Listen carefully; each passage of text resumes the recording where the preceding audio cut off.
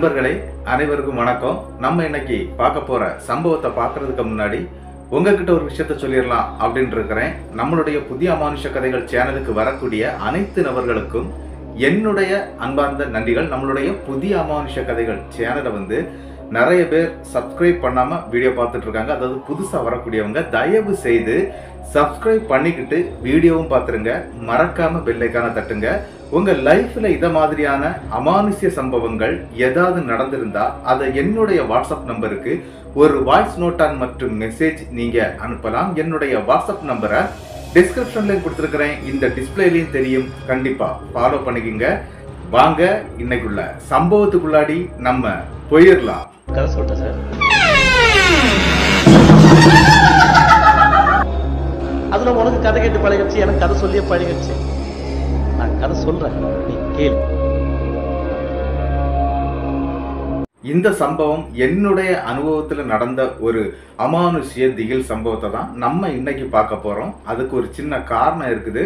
என்ன அப்படின்னா, இது கிட்டத்தட்ட 2007 காலகட்டத்தில் நடந்த சம்பவம் தான். நான், என்னுடைய அப்பா, அதன் பிறகு அப்பாவுடைய 3 சிஷியர்கள், அப்படி நாங்கள் ஒரு 5 பேர் போய் இந்த பிரச்சனையில நாங்கள் தலையிட்டு அந்த குடும்பத்தை காப்பாற்றினோம். ஆனால் இந்த கதையில அதாவது இந்த சம்பவத்தில் நிறைய விஷயங்கள் இருக்குதுங்க.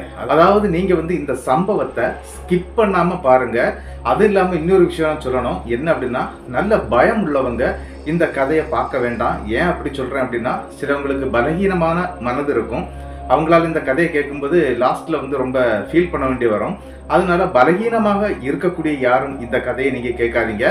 வாங்க நம்ம இந்த சம்பவத்துக்குள்ளாடி போயிடலாம். கிட்டத்தட்ட 2007 நானும் என்னுடைய அப்பாவும் எங்க வீட்டுல இருந்துட்டு இருக்கிறோம். ஒரு காலை ஒரு 10:30 மணி இருக்குங்க. அந்த நேரத்துக்கு இந்த எந்திரங்கள் எழுதக்கூடிய வேலைகள் எங்களுக்கு இருந்துட்டு இருக்குது. நானும் எங்க அப்பாவும் எழுதிக்கிட்டு இருக்கிறோம். அப்படி எழுதிக்கிட்டு இருக்கக்கூடிய டைம்ல தாங்க திடீர்னு எங்க வீட்டுக்கு 2 நபர்கள் வர்றாங்க. அவங்களுடைய பெயரை மாற்றி தான் சொல்ல போறேன். என்ன அப்படின்னா, அவங்களுடைய உண்மையான பெயரை சொல்ல முடியாது, அந்த இடத்துடைய பெயரையும் சொல்ல முடியாது. ஆனா கன்னியாகுமரி நாகர்கோவில்ல நடந்த சம்பவம் தாங்க. ஆனா இந்த சம்பவத்துல அந்த முக்கியமான இடத்தை பத்தி என்னால சொல்ல முடியாதுங்க. என்ன நடந்திருக்கு அப்படிங்கிறத நான் உங்களுக்கு தெளிவுபடுத்துறேன். என்ன விஷயம் அப்படின்னு பாத்தீங்கன்னா, இந்த 2 நபர்களும் எங்க வீட்டுக்கு அப்படி தாரையா கண்ணீரோட நிக்கிறாங்க எங்க அப்பாவுடைய முன்னாடி. அப்பாவும் என்னப்பா ஆச்சு, எதுக்குப்பா இப்படி அழுதுட்டு இருக்கிறீங்க அப்படின்னு சொல்லி அப்பா கேட்கும்போது அவர் ஒரு விஷயத்த சொல்றாரு. வந்திருக்கவருக்கு நம்ம தான் ஒரு பேர் வைக்கிறோம். அதாவது ஸ்ரீனிவாசன் அப்படின்னு ஒருத்தருடைய பேர் நான் வச்சிருக்கிறேன். இன்னொருத்தருடைய பேர் கணேஷ் அப்படின்னு வச்சிருக்கிறேன். இவங்க 2 பேரும் தாங்க நிக்கிறாங்க.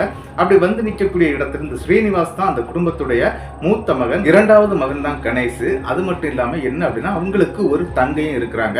அந்த தங்கைக்கு கிட்டத்தட்ட 2 மாதத்துல கல்யாணம் இருக்குது. அதாவது நிச்சயதார்த்தம் பண்ணிட்டு போயிட்டாங்க. இன்னும் 2 மாதத்துல கல்யாணம் இருக்குது. என்னுடைய தங்கை இந்த மாதிரி பக்கத்துல இருக்கக்கூடிய காட்டுக்கு விறகெடுக்க போனா, அப்படி போயிட்டு வந்தவா நிலை குறைந்த நிலைமையில வீட்டுல இருக்கிறா. அவளுக்கு என்ன ஆச்சுன்னு தெரியல.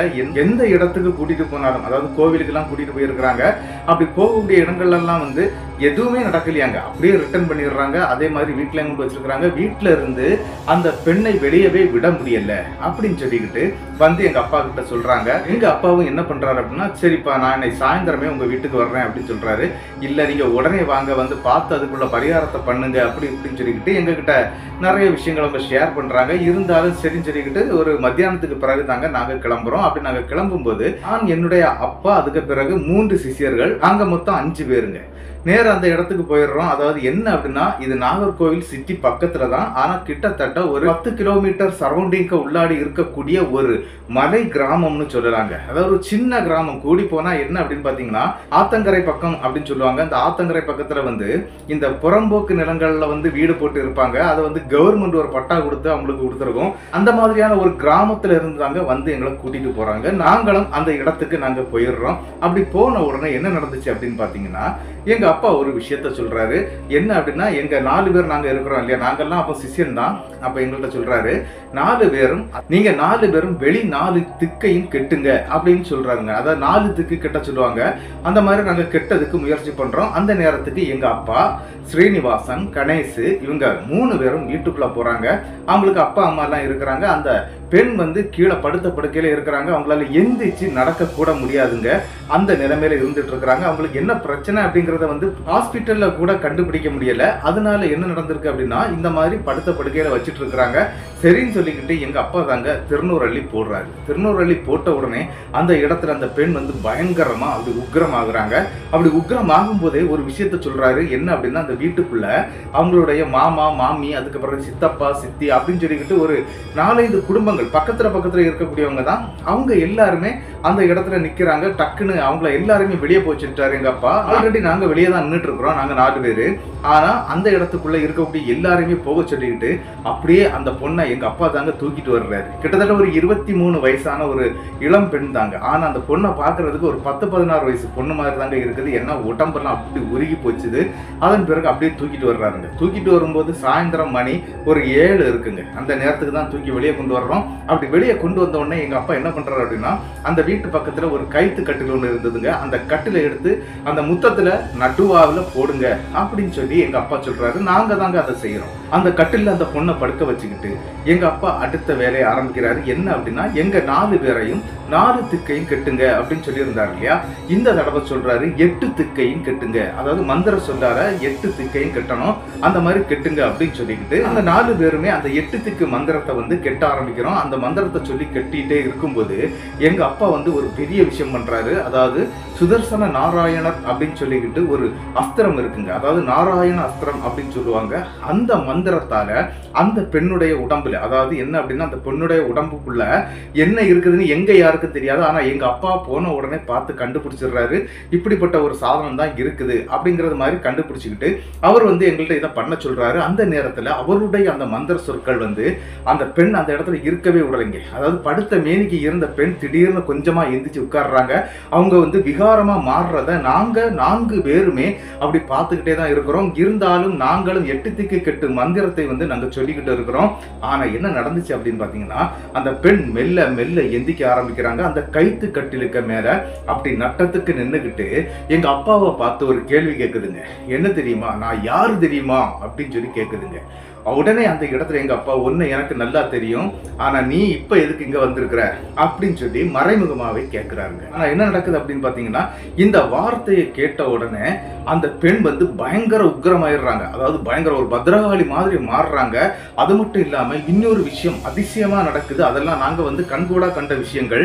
என்ன அப்படின்னு பாத்தீங்கன்னா, அந்த பெண் கைத்து கட்டில் மேல நின்னாங்க. யார் அந்த கைத்து கட்டில மேல நிக்கவோ இருக்கவோ செய்தா அந்த இடம் வந்து அப்படி தொங்கலா விழுங்க. அந்த கயர் வந்து அப்படி கீழே தாந்துரும். ஆனா இந்த பெண் நிக்கும் போது அந்த கைத்து கட்டில் தாரவே இல்லைங்க. அப்படியே சம நிரப்பா இருக்குது. அதை நாங்க பார்த்துக்கிட்டே இருக்கிறோம். கொஞ்சம் நேரம் போக போக போக நாங்க மந்திர சொற்களை சொல்லிக்கிட்டே இருக்க, அப்பாவும் சொல்லிக்கிட்டே இருக்கிறாரு. அந்த நேரத்துல அந்த பெண்ணுடைய பெருவிரல், அதாவது வலது கால் பெருவிரல் இருக்கு பாத்தீங்களா, அந்த பெருவிரல் மட்டும்தாங்க அந்த கைத்து கட்டிலுக்கு மேல அப்படியே நிக்குது. அப்படி நின்னுகிட்டு பயங்கர உக்கிரத்தோடு அப்படி இருக்கவே எங்க அப்பா வந்து என்ன பண்றாரு அப்படின்னா, டக்குன்னு 2 சாவக்கோழியை எடுத்து கழுத்தை வெட்டுங்க அப்படின்னு சொல்லி எங்கள்கிட்ட சொல்லவே நாங்களும் 2 சாவக்கோழியை எடுத்து வெட்டிடுறோங்க. வெட்டுன பிறகு தாங்க அந்த பெண்ணுடைய உடம்புக்குள்ள இருந்த அந்த சக்தி வந்து அப்படியே கொஞ்சம் கொஞ்சமா அடங்குதுங்க. அந்த நேரத்துக்கு தான் என்ன நடக்குது அப்படின்னு பாத்தீங்கன்னா, அந்த பெண் வந்து கொஞ்சம் கொஞ்சமாட்டு, அதாவது இந்த கோழியுடைய கழுத்தை அறுத்த உடனே அந்த ரத்தங்கள் அந்த இடத்த சுத்தி நாங்க ஊத்திக்கிட்டே இருக்கிறோம். அப்படி ஊத்திக்கிட்டு இருக்கும்போதே அந்த இடத்துல அந்த பெண் வந்து அமைதியாகிறாங்க. அமைதியாகி அப்படியே மயக்கம் போட்டு விழுந்துடுறாங்க. அப்படி மயக்கம் போட்டு விழுந்த உடனே எங்க அப்பா என்ன பண்றாரு அப்படின்னா, கெட்டறுப்பு மந்திரம் அப்படின்னு சொல்லுவாங்க. அதாவது என்ன அப்படின்னா, இந்த மாதிரி நாங்க 8 திக்கு கெட்டணும் இல்லையா, இது கெட்டுனால அந்த உடம்புக்குள்ள இருக்கக்கூடிய அந்த சக்தியால வெளியே போக முடியாது, அது உள்ளேதான் இருந்துட்டு இருக்கும். அப்ப அந்த இடத்துல இந்த கெட்ட இருக்கக்கூடிய மந்திரத்தை வந்து நாங்க உடனே உச்சரிச்சாகணும். அப்படிதாங்க நாங்களும் உச்சரிக்க ஆரம்பிக்கிறோம். எங்க கையில வந்து ஆளுக்கு ஒரு கோழியை கொடுத்துருக்காங்க. அந்த கோழியை நாங்க கையில வச்சிருக்கிறோம். எங்க அப்பா என்ன பண்றாரு அப்படின்னா, அந்த 4 சைடுக்கும், அதாவது 4 திசை இருக்கு பாத்தீங்களா, அந்த 4 திசைக்குமே வாழை இலை போட்டு அதுல பூசணிக்காய் மற்றும் தேங்காய், முட்டை, எலுமிச்சம்பழம் இதெல்லாம் வச்சு கற்பூரம் காட்டி அதை 2ஆ வெட்டி உடைக்கிறாருங்க. அப்படி வெட்டி உடைக்கும் போது நாங்க வந்து என்ன பண்ணணும் அப்படின்னா, அந்த கோழியை அறுத்து இந்த வெட்டி உடைக்கக்கூடிய அந்த பொருட்கள் மேல நாங்க அப்படியே தெளிக்கணுங்க அந்த ரத்தத்தை. அந்த மாதிரி தெளிக்க வச்ச உடனே அந்த பெண் வந்து சுய நினைவுக்கு வந்துடுறாங்க. சுய நினைவுக்கு வந்த பிறகு எல்லாம் கொஞ்சம் அமைதியாகுதுங்க. எல்லாருமே கொஞ்சம் ஃப்ரீ ஆயிடுறோம். கிட்டத்தட்ட இந்த மந்திரம் நாங்க ஓத டைம் என்ன ஆகுது அப்படின்னு பாத்தீங்கன்னா மணி 12க்கு மேல ஆகிருதுங்க. கிட்டத்தட்ட 4-5 மணி நேரம் நாங்க அந்த மந்திரங்கள் ஓதப்பட்டு தாங்க அந்த தீய சக்தி அந்த பெண்ணுடைய உடம்புல இருந்து இறக்கி இருக்கிறோம். அதன் பிறகு தாங்க அந்த பெண் வந்து சுய நினைவுக்கு வர்றாங்க. சுய நினைவுக்கு வந்த பிறகு தண்ணீர் அடிக்கப்பட்டு அந்த பெண்ணுக்கு விபூதியும் பூசி விட்டுறோம். பூசி விட்ட பிறகு தாங்க என்னமா நடந்துச்சு அப்படின்னு சொல்லிட்டு எங்க அப்பா கேட்கிறாருங்க. அப்பதான் அந்த பொண்ணு ஒரு விஷயத்த சொல்லுது. என்ன அப்படின்னா, இங்க இருந்து கிட்டத்தட்ட ஒரு 1/2 கிலோமீட்டர் தூரம் இருக்குதுங்க. இவங்க 4-5 பெண்கள் சேர்ந்து இந்த மாதிரி காட்டுக்கு போய் விறகு எடுத்துட்டு வர்றது வழக்கங்க. அங்கெல்லாம் மலை சைடு தான், அது வந்து காடா தான் இருக்கும். அப்படி அவங்க விறகு எடுத்துட்டு வரக்கூடிய டைம்ல வந்து அந்த பெண் வந்து காட்டுக்கு போயிட்டு வந்த அந்த டைம்லங்க கிட்டத்தட்ட இவங்க ஒரு 5 பெண்களோடு தான் சேர்ந்து போயிட்டு வந்துட்டு இருக்காங்க. அப்படி வந்துட்டு இருக்கும்போது இந்த பெண், அதாவது நம்மளுடைய ஸ்ரீனிவாசனுடைய தங்கை வந்து என்ன பண்றாங்க அப்படின்னா கடைசியில வந்துட்டு இருக்கிறாங்க. என்ன அப்படின்னா அந்த ஒத்தையடி பாதை அப்படின்னு சொல்லுவாங்க, அந்த மாதிரி தான் கடைசியில வந்துட்டு இருக்காங்க. அப்படி வந்துட்டு இருக்கும்போது முன்னாடி போயிட்டு இருக்கக்கூடிய அந்த 4 பெண்களும் அவங்க நடந்து போயிட்டே இருக்கிறாங்க. அந்த நேரத்துல திடீர்னு குறுக்கால ஒரு பெண் வந்து நிக்கிறாங்க. அந்த பெண்ணுடைய முகத்தை பார்க்கவே முடியலங்க. அந்த மாதிரி இருந்திருக்குது. என்ன அப்படின்னா ரொம்ப கருப்பு கலர்ல ரொம்ப கொடூரமான முறையில இருந்திருக்குது. அதை பார்த்து பயந்து அந்த இடத்துல கத்திக்கிட்டு இந்த பெண் கீழே விழுந்துடுறாங்க. அப்படி கீழே விழுந்த பிறகு தாங்க இந்த பிரச்சனை எல்லாம் இவங்களுக்கு வந்திருக்குது. வீட்டுக்கு வந்துட்டாங்க. அதோட இருக்கக்கூடிய பெண்களும் கூட்டிட்டு வந்துட்டாங்க. ஆனா வீட்டுக்கு வந்த பிறகு தாங்க இவங்களுக்கு இந்த பிரச்சனைகள் ஸ்டார்ட் ஆயிருக்குது. என்ன அப்படின்னா அவங்களாட்டே இல்ல, சுயநினைவே இல்லாத மாதிரி இருந்திருக்கிறாங்க. போக போக உடம்புல நிறைய இடங்கள் வந்து வலி கொடுக்க ஆரம்பிச்சிருது. அதன் பிறகு சாகக்கூடிய கண்டிஷனுக்கு போன டைம்ல தாங்க எங்களை கூட்டிட்டு போய் காட்டினாங்க.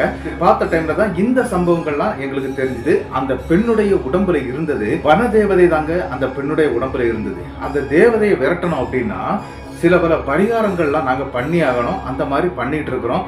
ஆனா என்ன அப்படின்னா நள்ளிரவு கிட்டத்தட்ட 2 மணி அளவுல தான் இந்த வனதேவதைக்கு நாங்க வெளி கொடுக்க போகணுங்க. அதாவது பலியிடுவாங்க இல்லையா, கோழி வந்து பலியிடணும். அதுக்காக நாங்க என்ன பண்றோம் அப்படின்னா நான் என்னுடைய அப்பா 2 பேரும் அங்க இருக்கக்கூடிய ஒரு ஆற்றை கடந்து தாங்க போகணும். தண்ணிக்குள்ள இறங்கி தான் நடந்து மறுகரைக்கு ஏறணும். அதாவது அந்த டைம்ல அந்த ஆறு வந்து பயங்கரமா தண்ணி வரக்கூடிய டைம் தான். இருந்தாலும் நாங்க போய் தான் ஆகணும்.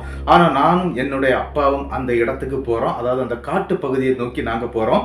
இங்க இருக்கக்கூடிய அந்த பெண் மற்றும் அங்க இருக்கக்கூடிய நண்பர்கள் எல்லாருமே வீட்டுக்குள்ள விட்டுக்கிட்டு அப்பாவுடைய சிஷியர்கள் இருக்கிறாங்க இல்லையா 3 பேரு, அவங்கள வெளியில சில மந்திரங்கள் சொல்லி ஜெபிக்க சொல்லி இருக்கிறோம். எதுக்காக அப்படின்னா கிங்கிலியன் மந்திரம் அப்படின்னு சொல்லுவாங்க. அந்த மந்திரம் வந்து அந்த வீட்டையே வந்து சுத்தி பாதுகாக்கும்.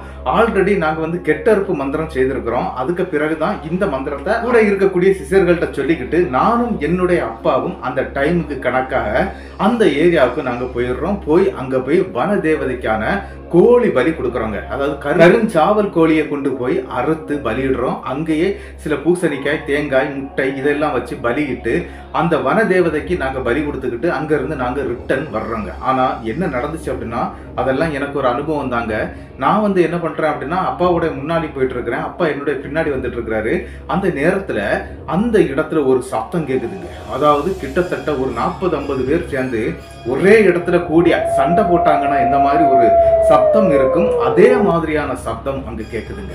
இதையெல்லாம் கேட்டுட்டு நானும் கொஞ்சம் பயப்படுறேன். ஏன்னா என்னால புதுசு, அதனால கொஞ்சம் பயத்துல இருக்கிறேன். எங்க அப்பா என்னுடைய தோல்ல தட்டி ஒண்ணு இல்லடா நீ முன்னாடி போயிட்டே இரு, நான் பின்னாடி வந்துகிட்டே இருக்கிறேன் அப்படின்னு சொல்லிக்கிட்டு நானும் எங்க அப்பாவும் ஒரு 5 அடி டிஃபரன்ஸ்ல நடந்து வந்துகிட்டே இருக்கிறாங்க.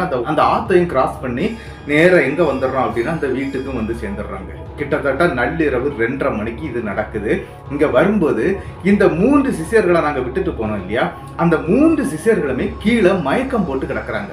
எங்களுக்கே ஒன்றும் புரியல, இது என்னடா நடந்துச்சு அப்படின்னு சொல்லிக்கிட்டு மண்டையை பிச்சுக்கிட்டு நிக்கிறோம். ஆனா எங்க அப்பா வந்து தெளிவா இருக்கிறாரு. எனக்கு தான் அந்த மாதிரி குழப்பம் இருக்குது.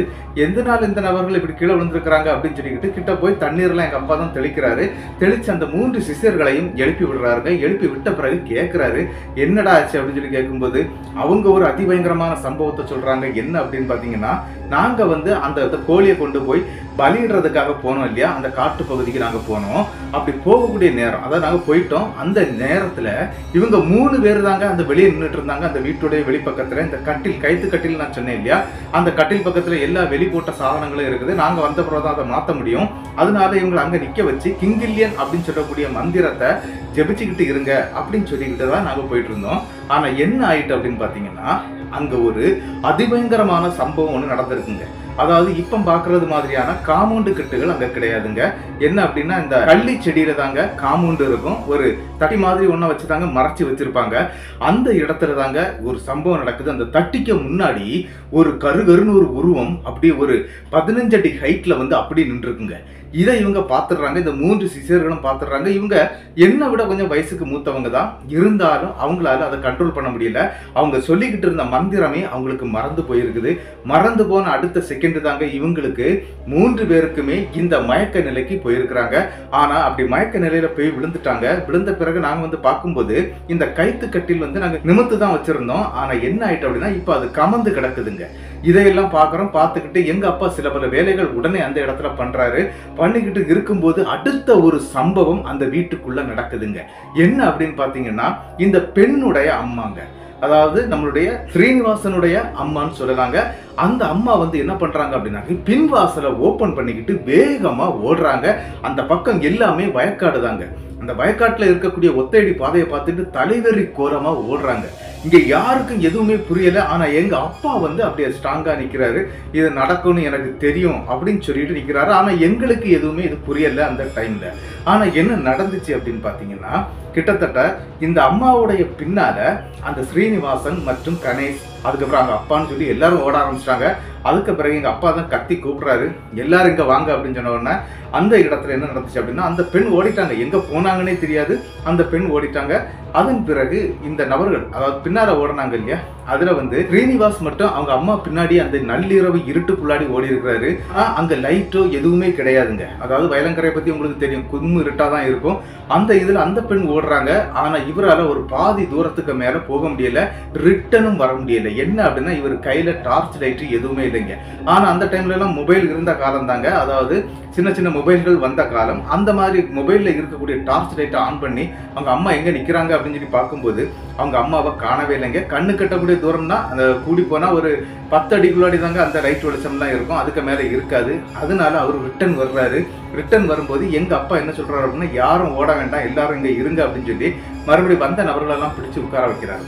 உட்கார வச்சுட்டு தாங்க எங்க அப்பா ஒரு கதையே சொல்ல ஆரம்பிக்கிறாரு. ஒரு பெரிய சம்பவத்தை சொல்ல ஆரம்பிக்கிறாரு. என்ன அப்படின்னு பாத்தீங்கன்னா உங்க குடும்பத்துக்கே தெரியாத ஒரு பெரிய பிரச்சனை உங்க அம்மா கிட்ட இருக்குது அப்படின்னு சொல்றாருங்க. எங்களுக்கே புரியல என்ன நடந்தது ஏன் அப்படிங்கறதுலாம் எங்களுக்கு தெரியல. இந்த வனதேவதையை பத்தின கதையை வந்து அந்த இடத்துல சொல்லி முடிச்சிட்டாரு. இந்த மாதிரி இந்த வனதேவதையால தான் அந்த பெண்ணுக்கு இந்த பிரச்சனை அப்படின்னு சொன்ன பிறகு அந்த பெண்ணுடைய உடம்புல இருந்து அந்த வனதேவதையை நாங்க மாத்திட்டோம். ஆனா இப்ப வந்திருக்கக்கூடிய பிரச்சனை என்ன அப்படின்னு சொல்லி அவங்களுக்கே தெரியல. ஆனா இவ்வளவு நாள் வந்து அந்த மாதிரி எந்த பிரச்சனையும் நடக்கல. அதனால திடீர்னு உங்க அம்மா இந்த மாதிரி பண்றாங்களே அப்படின்னு சொல்லிக்கிட்டு கேட்கறாங்க. அந்த இடத்துல தான் எங்க அப்பா என்ன பண்றாரு அப்படின்னா முதல்ல நம்ம இங்க இருந்து கிட்டத்தட்ட 2.5 கிலோமீட்டர் தூரத்துல இருக்கக்கூடிய, அதாவது வயக்காட்டுக்குள்ள தாங்க இருக்குது ஒரு சுடுகாடு, அந்த சுடுகாட்டுக்கு போகணும் அப்படின்னு எங்க அப்பா சொல்றாருங்க. ஆனா நாங்க வந்திருக்கிறது ஆட்டோல தாங்க நாங்க போய் சேர்ந்தோம். அந்த இடத்துக்கு, அந்த கிராமத்துக்கு நாங்க போய் சேரும்போது அதே மாதிரி அந்த ஆட்டோ டிரைவர் எங்க கூட தான் இருக்கிறாரு. அவர் அந்த வீட்டுல தான் இருந்தோம். அவரையும் கூட்டிக்கிட்டு ஆட்டோல நாங்க கிளம்புறோம். எங்க பின்னால ஸ்ரீனிவாசன் மற்றும் கணேஷ், அதுக்கு பிறகு அவங்க குடும்பத்தை சேர்ந்த 2-3 பேர் அவங்க கிட்ட பைக் எல்லாம் இருக்குங்க. அந்த பைக்கை எடுத்துட்டு வந்துட்டு இருக்காங்க. கரெக்டா நாங்க ஒரு 2.5 கிலோமீட்டர் தூரம் வந்துடுறோங்க. அதாவது ரோட்லயே தான் வர்றோம். அது ரோடு கிடையாது, மண் ரோடு தான். அந்த மண் ரோட்லயே வந்துகிட்டு இருக்கிறோம். அப்படி வந்துகிட்டே இருக்கும்போது எங்க அப்பா ஒரு இடம் வந்த உடனே வண்டியை நிப்பாட்டுங்க அப்படின்னு சொல்றாருங்க. இதை கேட்ட உடனே அந்த டிரைவரும் வண்டியை நிப்பாட்டிடுறாரு.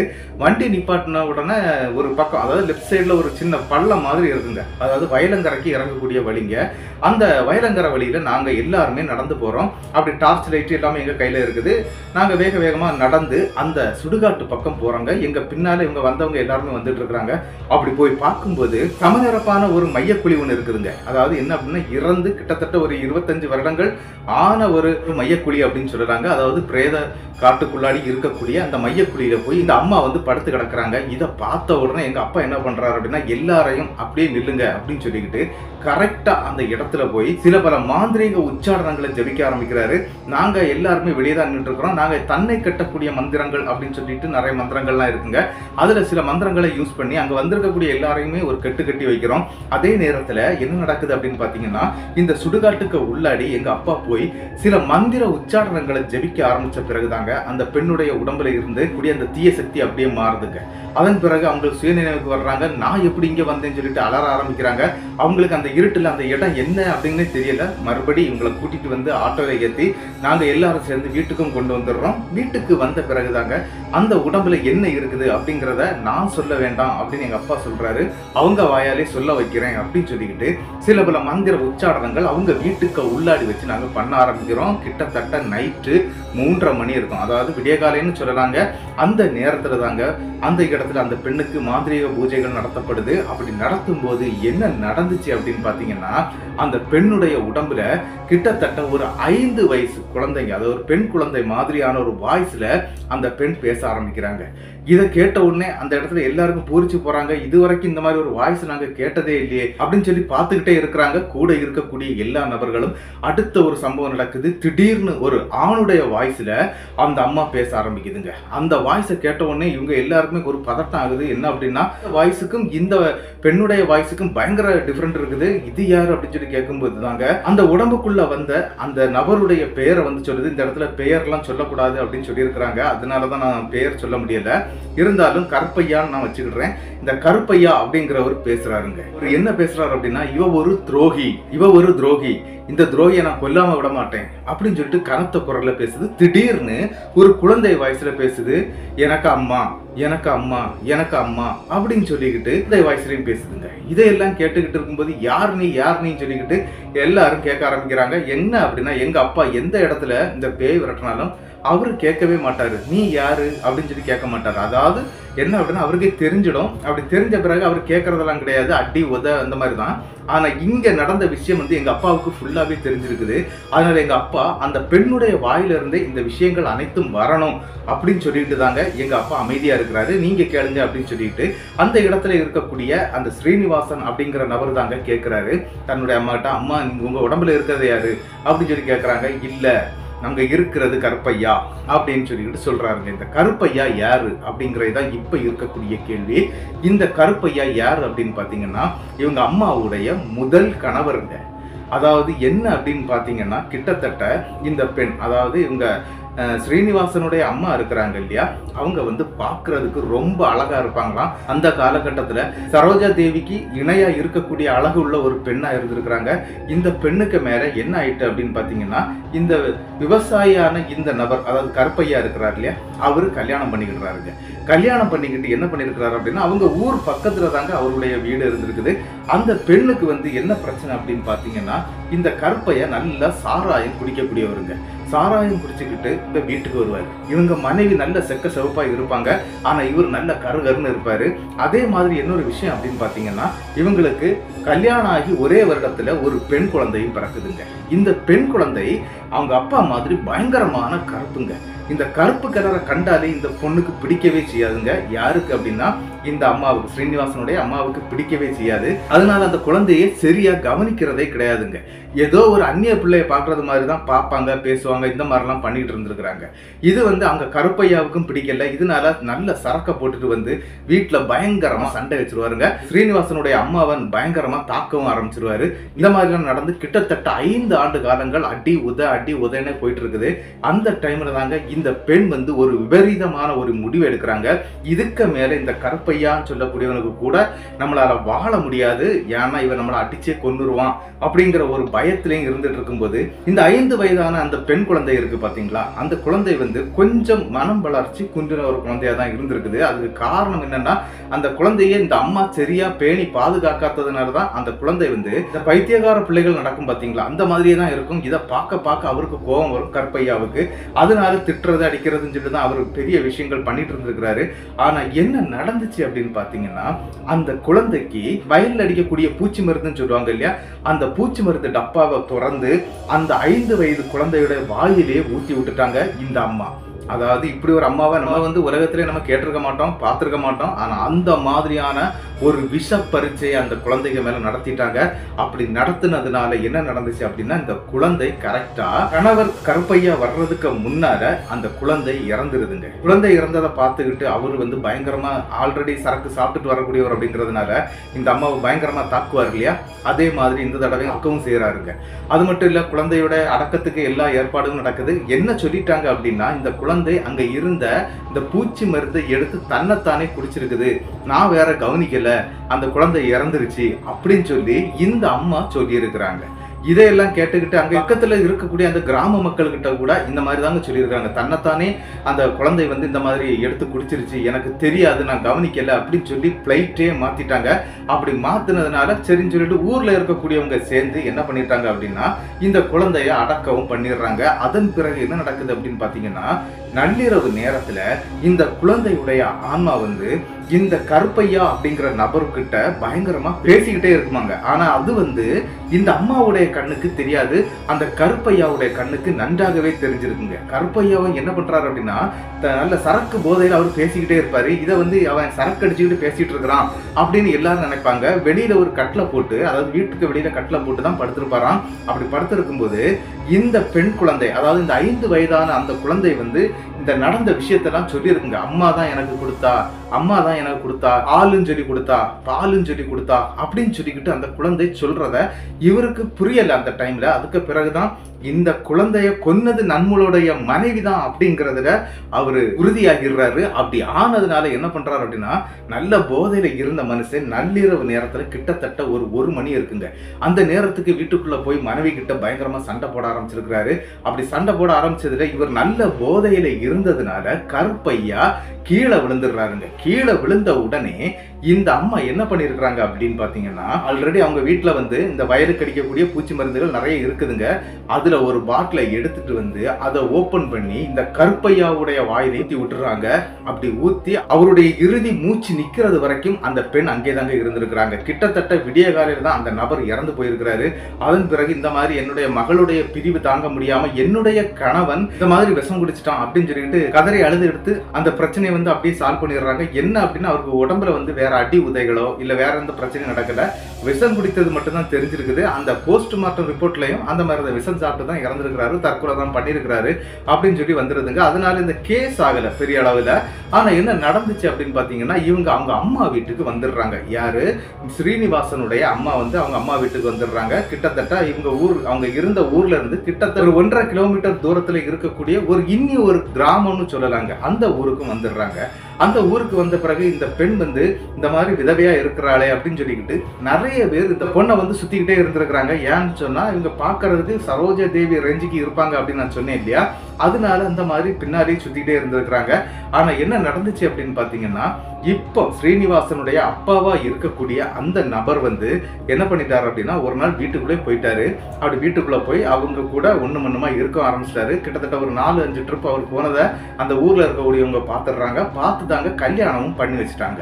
ஆனா கல்யாணம் பண்ண பிறகு தாங்க இன்னொரு விஷயம் தெரிய வருது. என்ன அப்படின்னு பாத்தீங்கன்னா, இந்த கருப்பையா மற்றும் அந்த 5 வயது குழந்தையுடைய ஆன்மா வந்து இவங்களை தொந்தரவு பண்ணிட்டே இருக்குது. வயிற்றுல வந்து கரு தங்கவே செய்யாதுங்க. அந்த மாதிரி பிரச்சனைலாம் வந்த பிறகு ஒரு கோவில்ல போய் பார்த்துருக்குறாங்க. பார்த்த பிறகு இந்த மாதிரி உன்னுடைய முதல் கணவன் மற்றும் அந்த குழந்தையுடைய ஆன்மா வந்து உன்னை தொந்தரவு பண்ணிட்டு இருக்குது, அதை நாங்க ஒரு கட்டு போட்டு வைக்கிறோம் அப்படின்னு சொல்லி அந்த கோவிலை சேர்ந்த சில பூசாரிகள் வந்தாங்க. அந்த குழந்தையையும் கருப்பையா அப்படிங்கிற அந்த முதல் கணவரையும் அந்த மந்திர கட்டுல வச்சிருந்தாங்க. இங்க என்ன நடந்துச்சு அப்படின்னு பாத்தீங்கன்னா, இத்தனை ஆண்டு காலத்துக்கு பிறகு அது எப்படி வந்துச்சு அப்படின்னு பாத்தீங்கன்னா, நாங்க வந்து அந்த வனதேவதை அப்படின்னு நான் சொன்னேன் இல்லையா, அந்த வனதேவதையை விரட்டும் போது உங்கள்ட்ட நான் சொல்லியிருப்பேன், இந்த மாதிரி நாங்க 8 திக்கு கட்டணும், அதுக்கு பிறகு இந்த வனதேவதை அங்கிருந்து வெளியே போகணும் அப்படின்னா நாங்க அந்த கெட்டறுப்பு மந்திரம் அப்படின்னு நான் சொன்னேன் இல்லையா, அந்த மந்திரத்தால நாங்க அறுக்கும் போது இந்த பெண்ணுக்கு கெட்டப்பட்டிருந்த அந்த 5 வயது குழந்தை மற்றும் கருப்பையாவுடைய ஆன்மாவும் விடுபட்டு போயிருதுங்க. அப்படி விடுபட்டதுனால தான் இந்த பிரச்சனை இப்போ அங்க இருக்கக்கூடிய அவங்க 2 மகனுக்கும், அதன் பிறகு அவங்க மகள் கடைசியாக மகள் அவங்களுக்கு இந்த விஷயமே தெரிய வருது. நம்மளுடைய அம்மா வந்து இந்த மாதிரி ஒரு பொண்ணா அப்படிங்கிற அளவுக்கு அவங்க எல்லாருமே வந்து ஆச்சரியமா பார்த்துட்டு இருக்காங்க. ஏன்னா எங்க அப்பா எந்த கதையும் சொல்லல. அந்த பெண்ணுடைய, அதாவது அந்த அம்மாவுடைய உடம்புல இருந்து தாங்க இந்த கதையெல்லாம் வந்துகிட்டு இருக்குது. இதையெல்லாம் பார்த்து அங்க இருக்கக்கூடியவங்களே அரண்டு போயிடுறாங்க. இப்படிப்பட்ட ஒரு பொம்பளையா அப்படின்னு சொல்லிக்கிட்டு எல்லாருமே பயப்படவே ஆரம்பிச்சிருக்காங்க அவங்க அம்மாவை பார்த்து. ஆனா என்ன நடந்துச்சு அப்படின்னு பாத்தீங்கன்னா, நாங்க வந்து அந்த குழந்தையுடைய ஆன்மாவுக்கு ஒரு விமோசனத்தை கொடுத்துட்டோம். அதே மாதிரி கருப்பையாவுடைய ஆன்மாவை வந்து கட்டுப்படுத்தவே முடியல, ரொம்ப ஆக்ரோஷமா இருந்தது. அதையும் நாங்க கட்டுப்படுத்தினோம். அதுக்கு பிறகு என்ன நடந்துச்சு அப்படின்னு பாத்தீங்கன்னா, எங்க அப்பா அந்த ஸ்ரீனிவாசன் அப்படிங்கிற அந்த நபரை கூட்டிட்டு போய் ஒரே ஒரு விஷயம் மட்டும் சொன்னாரு. என்ன அப்படின்னா, 21 நாளைக்கு உள்ளாடி உங்க அம்மாவை திருச்செந்தூர்ல இருக்கக்கூடிய முருகன் கோயிலுக்கு கூட்டிட்டு போய் சில பரிகாரங்களை செய்ய சொன்னாருங்க. என்ன பரிகாரம் அப்படின்னு பாத்தீங்கன்னா, உங்க அம்மாவுக்கு மொட்டை போடுங்க, அதுக்கு பிறகு அங்க இருக்கக்கூடிய ஊனமுற்றவர்களுக்கு வந்து சில சாப்பாடுகள் வாங்கி கொடுங்க. அது மட்டும் இல்ல, ஒரு 48 நாள் விரதம் எடுத்து அந்த கடல்ல குளிச்சு 48 நாள் முருகரை தரிசனம் பண்ணிக்கிட்டு அதுக்கு பிறகுதான் உங்க அம்மாவை நீ இந்த இடத்துக்கே கூட்டிட்டு வரணும். இல்லாம கூட்டிட்டு வரவோ, அது மட்டும் இல்லாம உங்க அம்மாவை வந்து இங்கே நீ வச்சுக்கிட்டு இருக்கவோ செய்தன்னா உங்க அம்மா 21வது நாள் இறந்து போயிடுவாங்க அப்படின்னு சொல்லி எங்க அப்பா சொல்றாருங்க. எங்களுக்கே அதிர்ச்சியா தான் இருந்தது. நம்ம இவ்வளவு பாதுகாப்பெல்லாம் பண்ணி வச்சுட்டு வந்திருக்கிறோம், அதன் பிறகு எப்படி இறப்பாங்க அப்படின்ட்டு எனக்கு அந்த டைம்ல ஒரு டவுட் இருந்தது. ஆனா அதுக்கும் ஒரு காரணம் இருக்குது. என்ன அப்படின்னா, இந்த பரிகாரங்களை செய்யும் போது அந்த ஆன்மாக்களுக்கு விமோசனம் கிடைச்சிரும். அதுக்கு பிறகு எந்த பிரச்சனையும் கிடையாது. ஆனா இந்த பரிகாரங்களை வந்து செய்யாம இருந்துட்டாங்க அப்படின்னா கண்டிப்பா இவங்களுடைய உயிர் போயிடும் அப்படிங்கறதான் எங்க அப்பா சொல்லிட்டு வர்றாருங்க. ஆனா என்ன நடந்துச்சு அப்படின்னா, இவங்க அம்மா வந்து சுயநினைவுக்கு வந்துட்டாங்க. அவங்க வந்த பிறகு அவங்களுக்கு என்ன நடந்துச்சுன்னு தெரியாது. அதாவது அவங்க இதெல்லாம் சொன்ன கதையே தெரியாது. ஆனா அங்க இருக்கக்கூடிய கணேஷ்குமார், குமார் அப்படிங்கிறவர் வந்து 2வது மகன், அவர் வந்து கேட்டுறாருங்க அம்மா கிட்ட, நீ இந்த மாதிரி எல்லாம் பண்ணினியாமா அப்படின்னு சொல்லி கேட்டோன்னே அவங்களே அதிர்ச்சியில் ஆயிடுறாங்க. யாப்பா என்னாச்சு அப்படின்னு சொல்லிட்டு கேட்கும்போது நடந்த விஷயங்கள் அனைத்தையுமே அந்த இடத்துல கணேஷ்குமார் வந்து எடுத்து சொல்லிடுறாரு. எடுத்து சொன்ன பிறகு என்ன நடந்துச்சு அப்படின்னு பாத்தீங்கன்னா, அந்த பெண், அதாவது அந்த அம்மா இருக்கிறாங்க இல்லையா, அவங்க மனதளவுல ரொம்ப பாதிக்கப்பட்டுட்டாங்க.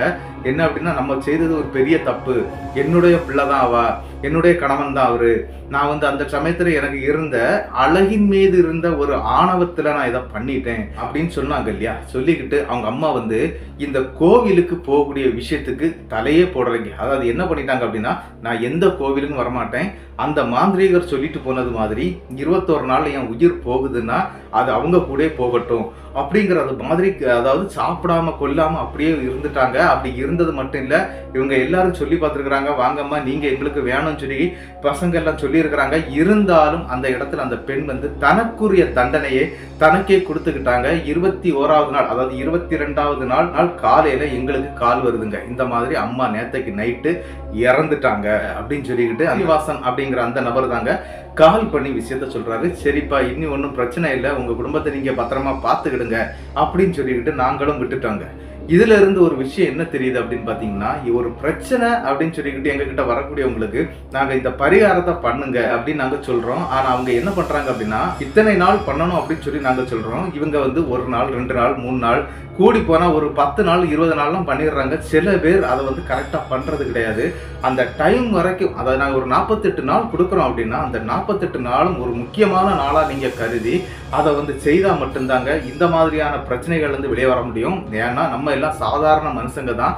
தெய்வத்துக்கிட்ட இருக்கக்கூடிய சில மந்திர ஏடுகளை நாங்க படிச்சு வச்சிருக்கிறோம். அந்த ஏடுகள் மூலம் தான் நாங்களும் சொல்லிட்டு இருக்கோம். இந்த ஏடுகளை கொடுத்ததே நம்மளுடைய முன்னோடிகள் தான் இதெல்லாம் செய்து வச்சுட்டு போயிருக்கிறாங்க.